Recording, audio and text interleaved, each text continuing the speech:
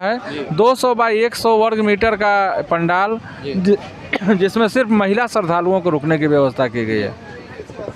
और ठीक उसी के बगल में आपको 40 से 100 काउंटर का हम लोगों का ध्येय है कि 40 से 100 के बीच काउंटर लगाएं भोजन का। जिस तरह का भीड़ का आकलन देखेंगे उस तरह काउंटर का व्यवस्था किया जाएगा। 15 तारीख को दिव्य दरबार लगेगा, उसमें पर्चे में बाबा का किसी का नाम आएगा, तो क्या उसका पहले से कुछ ऐसा टोकन मनी कटाना पड़ रहा है कि उस सब निःशुल्क अपने सब बाबा बुलाएंगे? वो निःशुल्क रहता है और 13 तारीख को बाबा के लोग और स्वयं बाबा यहाँ पर आ जाएंगे। तो 2 दिन 13 और 14 कथा सुनिए और 15 तारीख को उनका दिव्य दरबार होगा। वो दिन के 12 बजे है। वो यही पता है कि अपने मन में अर्जी लगाइए और मर्जी बाबा का होगा तो आपको बुला लेंगे। सर का कहना है कि अपने मन में अर्जी लगाइए, बाबा बजरंगबली बाबा बागेश्वर नाथ का नाम लेकर के और दिल से लगाइए, वो अर्जी उन तक पहुंचेगा। और बाबा बागेश्वर धाम वाले बाबा धीरेन्द्र शास्त्री जी ऑटोमेटिक तेज प्रताप जी जब कह रहे हैं कि बाबा आएंगे हिंदू मुस्लिम करेंगे, तो बाबा एयरपोर्ट पर हिंदू मुस्लिम करेंगे कि बाबा यहाँ पर आएंगे, उस व्यासपीठ पर बैठेंगे, उसके बाद वो जानेंगे कि हिंदू मुस्लिम के बारे में बात कर रहे हैं। जिन मुख्यमंत्री लालू जी का आप नाम लिए, तो यहाँ पर जो यह संस्कृत महाविद्यालय बना हुआ है, उनके पिताजी इसमें 50 लाख रुपया दिए हैं और उन्हीं के पिताजी का विद्यालय बना हुआ है। और आपके माध्यम से बता दें कि 13 तारीख से 17 तारीख के बीच में आदरणीय लालू प्रसाद यादव जी यहाँ पर सभी सनातनी एक हों, एक साथ बैठें, एक साथ अपने धर्म की बात करें, वो नहीं चाहते हैं। इसीलिए वो इधर उधर की बातों में हम लोगों को भटकाते हैं, बात को समझते नहीं। सोचिए ना कि उनके पिताजी जब यहाँ आने वाले हैं, उनका कहने का काम हो गया।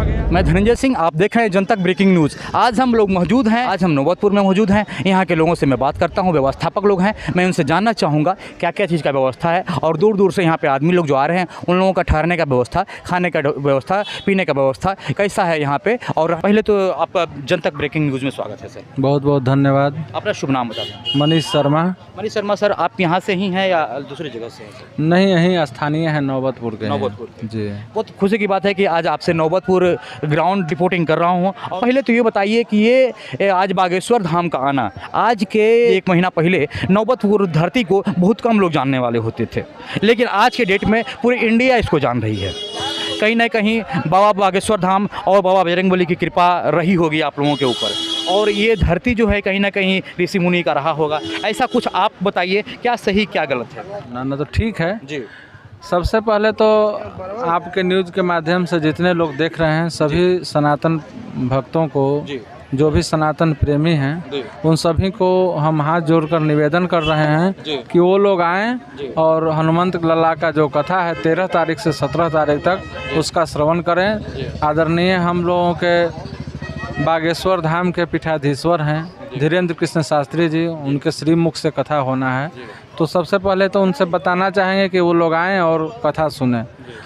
और जहाँ तक यहाँ की व्यवस्था की बात है, तो व्यवस्था हम लोगों का ऐसा है कि 3 लाख लोगों को बैठकर और कथा सुनने की व्यवस्था की गई है। 3 लाख लोगों का? जी, 2.5 से 3 लाख लोग एकदम आराम से बैठकर और कथा सुने, ऐसी व्यवस्था की गई है।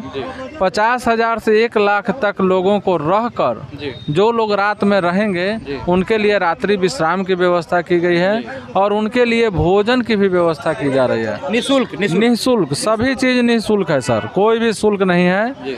और 5,000 स्क्वायर फीट में हमारा एक एरिया है जो व्यासपीठ के लिए है, जिसमें उनका ग्रीन रूम और मंच का जो मंच बना है वो आप दिखा दीजिएगा अपने चैनल के माध्यम से घूमकर भी। तो उसका 3 लेयर है। एक लेयर पे जो साधु महात्मा हैं और जो कथा के जजमान होंगे वो बैठेंगे, और एक लेयर होगा जिस पर उनके जो साथ संगीत में जो आते हैं, जो भक्ति भजन सुनाते हैं, वो लोग बैठेंगे।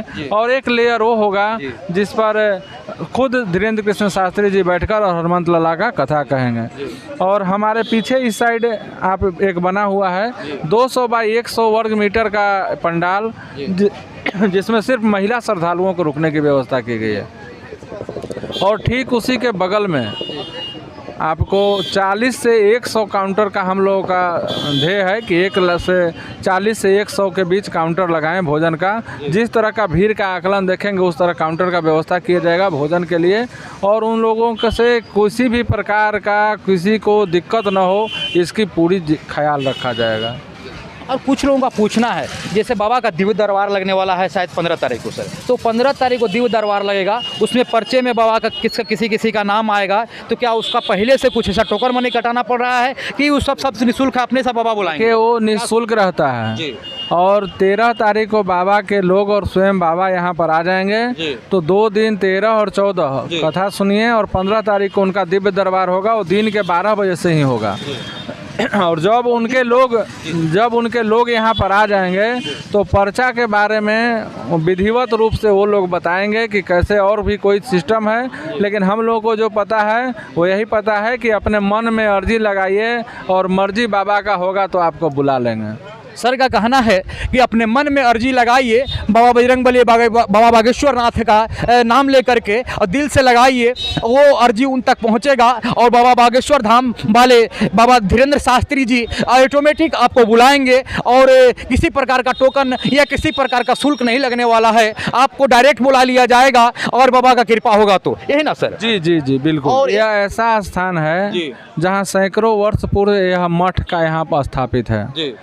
और यह मठ सैकड़ों वर्ष पुराना है, जो भगवान राघवेंद्र का मठ है तरीतपाली नाम से। और नौबतपुर आज परिचय का मोहताज पहले भी नहीं था और आज भी नहीं है, और भगवान का नारायण का कृपा हुआ तभी उनके भक्त हनुमान जी के भक्त आ रहे हैं। अब बहुत ईस्ट भारत में, मतलब पूर्वी भारत में पहला कार्यक्रम है जो बागेश्वर धाम का कार्यक्रम हो रहा है। और बागेश्वर धाम सरकार का कार्यक्रम पटना बिहार में 40 जिला है, और 40 जिला में ऐसा थोड़ा है कि इतना जगह कहीं और नहीं होगा। एक मौसम है, बहुत जगह ऐसा जगह खाली होगा। प्रोग्राम सर मैं यहाँ 2 मिनट टोकना चाहूँगा, ये प्रोग्राम गांधी मैदान में होने वाला था, लेकिन गांधी मैदान में नहीं होता है और नौबतपुर में होता है, इसका कारण क्या रहा है सर? तो गांधी मैदान में नहीं हुआ और गांधी मैदान से नौबतपुर में हो गया, तो ऐसा नहीं है कि नौबतपुर के अलावे और बिहार के कोई जिला में जगह नहीं था, और भी हो सकता था। लेकिन यहाँ पर बताए आपको जिस तरह पहले भी कि इतने पुराने हमारे राघवेंद्र सरकार का मंदिर है, इतना पुराना यह मठ है कि राघवेंद्र भगवान की मर्जी हो गई कि नहीं बालाजी को यहीं बुलाना है, तो बालाजी यहीं पर आ रहे हैं जी। और एक चीज़ बताइए सर, मैं एक सवाल यहाँ खड़ा किया था कि ये प्रोग्राम जो है होना था गांधी मैदान में, लेकिन यहाँ पे हुआ, जो क्या ये मैं मानता हूँ कि आपका क्या कहता है कि बाबा का मर्जी है, राघवेंद्र जी का मर्जी है, तो यहाँ पे हुआ, लेकिन कहीं ना कहीं सरकार क्या सपोर्ट कर रही थी या अनसपोर्ट कर रही है? सरकार का देखिए, हम लोगों का यह सनातन प्रेमियों का कार्यक्रम है, यह कोई सरकार का कार्यक्रम है नहीं। और गांधी मैदान इसके लिए बहुत छोटा होता, गांधी मैदान बहुत छोटा होता, और जहाँ तक उन लोगों की मंशा होती है, सरकार में ऐसे जो लोग बैठे हुए हैं उनकी मंशा नहीं होती है कि कुछ ऐसा आयोजन हो जिससे सनातन प्रेमियों को एक साथ बैठने का मौका मिले। जो यह बिखराव हो रहा है, वो नहीं चाहते हैं कि सनातनी एक हों, वो सभी को चाहते हैं कि जात और पंथ के नाम पर, मजहब के नाम पर सभी को बांट के रखें। और हमारे सनातन में ही बहुत ऐसे पंथ, बहुत ऐसे हैं व्यवस्था जिसमें सभी लोग हर तरह के मानते हैं, तो वो लोग नहीं, राजनीति करने वाले जो लोग हैं वो नहीं चाहते हैं कि सभी सनातनी एक हों, इसलिए उन्होंने सोचा होगा। लेकिन यहाँ नारायण का दरबार है और इतना जगह है कि नहीं चाहने से क्या होगा, राघवेंद्र स्वयं बुला लिए और बालाजी यहाँ पर आ गए। जहाँ तक ये साफ साफ नहीं कह पा रहे हैं, कारण क्या रहा है मुझे नहीं पता, ये क्या सोचते हैं, साफ साफ तो मैं ये पूछ रहा हूँ सर आपसे कि यहाँ के देखिए, हमारे कहने का मतलब है लालू यादव का नाम सुने होंगे सर। अब मैं आता हूँ, आप साफ साफ की बात कहे हैं तो साफ साफ मैं आपसे पूछता हूँ, और साफ साफ सवाल का मैं जवाब ही लूँगा आपसे, ठीक है? लालू यादव जो पूर्व मुख्यमंत्री रह चुके हैं, रेल मंत्री रह चुके हैं, उनके बड़े पुत्र तेज प्रताप जी। अगर बागेश्वर बाबा हिंदू मुसलमान भाई को लड़वाने के लिए आ रहे हैं तो मैं उनका विरोध करूंगा, उनको एयरपोर्ट पे घेराव में करने का काम करूंगा अगर बागेश्वर बाबा आएंगे।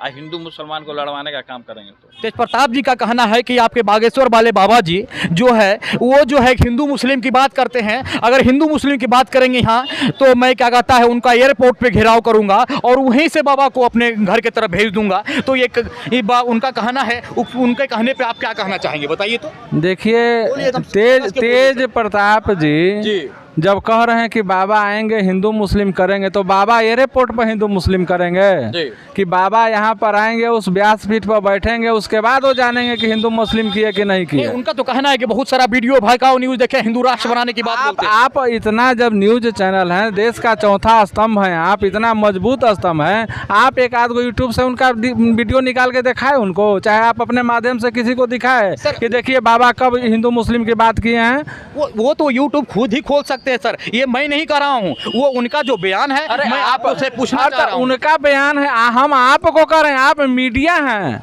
आप मीडिया हैं, मीडिया में पढ़े लिखे लोग आते हैं, पढ़ लिख कर आते हैं। 9वां फेल व्यक्ति से आप क्या आशा कर सकते हैं बताइए।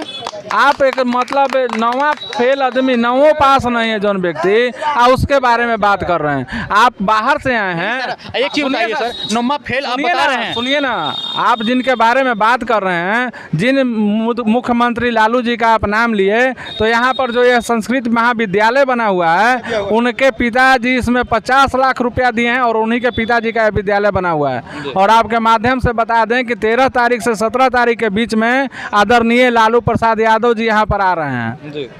इसलिए वो तेज प्रताप, देखिए जो बच्चा स्कूल कॉलेज नहीं गया वो आज तक बच्चा ही है। शारीरिक विकास हुआ मंत्री, तो आपको हम पहले बताए कि जो भेदभाव में वो लोग बांटते हैं राजनीतिक दल, वो नहीं चाहते हैं कि सभी सनातनी एक हों, एक साथ बैठें, एक साथ अपने धर्म की बात करें, वो नहीं चाहते हैं। इसीलिए वो इधर उधर की बातों में हम लोगों को भटकाते हैं, बात को समझते नहीं। सोचिए ना कि उनके पिताजी जब यहाँ आने वाले हैं उनका कहने का काम मोल रह गया। तो घर का है आदमी, घर का दुकान है, घर का उप मुख्यमंत्री है, तो वो तो भाई मंत्री बनबे न करेगा।